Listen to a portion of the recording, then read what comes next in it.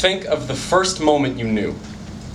Think of the diagnosis, the strings of meaningless letters.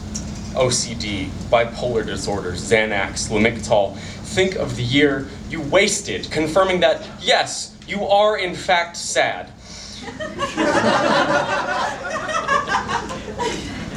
Think of the year after that it took to get help.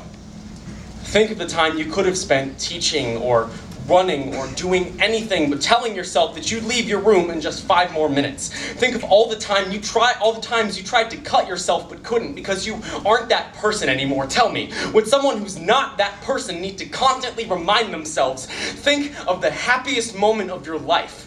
Now, realize that bipolar disorder gets worse as you get older.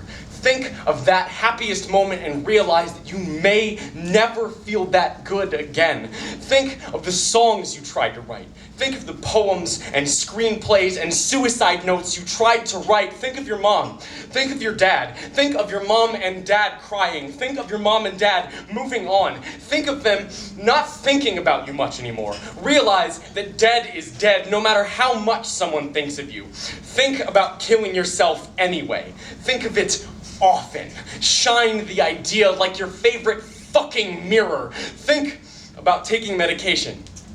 Anxiety makes it so hard to use your telephone, which makes it almost impossible to get medication. Think of medication like you think of death. Permanent. Think of permanence like you think of a brick. The brick you always see smashing your face attached to a disembodied hand. Think of sunlight. Your brain will try to make it burn you, but just think of sunlight. Fall in love with it daily, even when you can't see it. Even when it's just a mythological creature your mother told you about so you'd sleep. Think about sleep. How asleep you are perfect, just like the child you were and still are. Think about the stories you tell yourself so next year doesn't seem so far away. Think about the story. Think about the story about the sun if you die. It does too.